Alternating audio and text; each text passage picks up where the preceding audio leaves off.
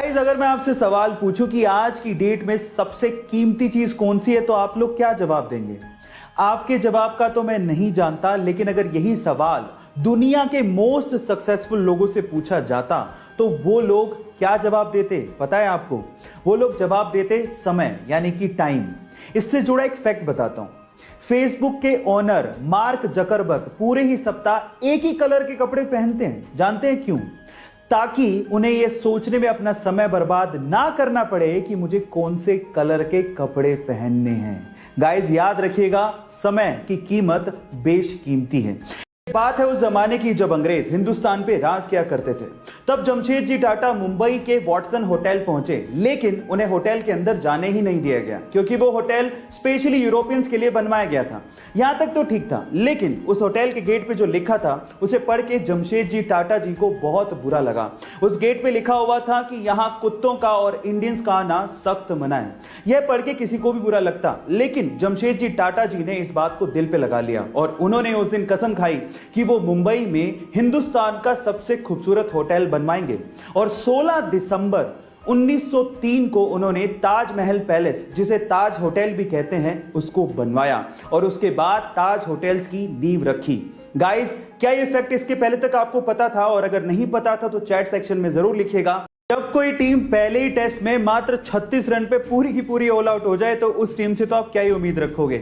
लेकिन चैंपियंस जानते हैं कि जहां पर लोगों की उम्मीदें खत्म होने लगे वहीं से ही बाउंस बैक करना होता है, क्योंकि गिर के उठने वाले को ही मुकद्दर का सिकंदर कहते हैं। और कुछ ऐसा ही किया टीम इंडिया ने दूसरे टेस्ट मैच में, जहां एक और विराट कोहली, रोहित शर्मा और ईशांत शर्मा जैसे खिलाड़ी खेल ही नहीं रहे थे, वहीं सबको लगने लगा था कि अब तो गई भैंस पानी में। लेकिन तभी अजिंक्य रहाणे की कप्तानी और उनकी शतकीय पारी, रविंद्र जडेजा के ऑलराउंड प्रदर्शन और बुमराह की गेंदबाजी ने कमाल ढा दिया और सेकंड टेस्ट में इंडिया ने ऑस्ट्रेलिया को उसी की जमीन पे धूल चटा दी।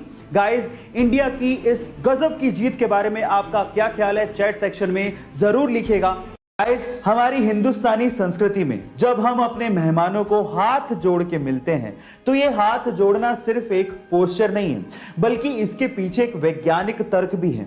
वो वैज्ञानिक तर्क क्या है मैं आपको बताता हूं। एक्चुअली जब भी हम लोग हाथ जोड़ते हैं तो हमारी उंगलियों के शीर्ष एक दूसरे के संपर्क में आते हैं, जिसकी वजह से इनके ऊपर दबाव पड़ता है और एक्यूप्रेशर का असर सीधे हमारी कानों पर, हमारे दिमाग पर और हमारी आंखों पर पड़ता है, जिसकी वजह से हम अपने मेहमान को लंबे समय तक याद रख पाते हैं।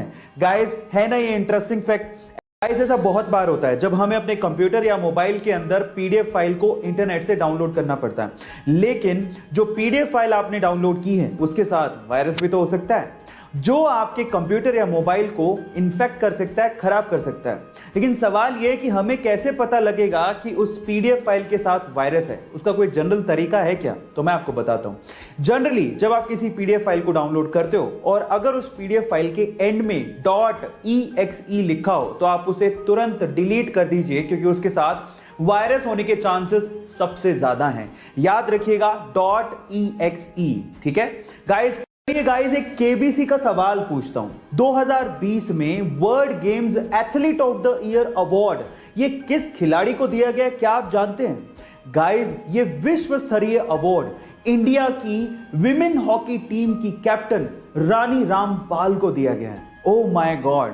और मैं आपकी जानकारी के लिए आपको बता दूं कि दुनिया की वो पहली ऐसी हॉकी खिलाड़ी हैं जिन्हें ये विश्व स्तरीय अवार्ड दिया गया है। गाइस, इसके अलावा इंडियन गवर्नमेंट ने हाल ही में उन्हें पद्मश्री से भी सम्मानित किया है। वो हरियाणा से हैं और 15 साल की उम्र में उन्हें नेशनल हॉकी टीम के लिए चुन लिया गया था। है ना गाइस अमेजिंग फैक्ट? ऐसे अमेजिंग फैक्ट्स के लिए YouTube पे हमारे चैनल को सब्सक्राइब कर लीजिए और अगर आप Instagram पे देख रहे हैं तो मुझे फॉलो करना मत भूलिएगा। मिलते हैं अगली वीडियो में।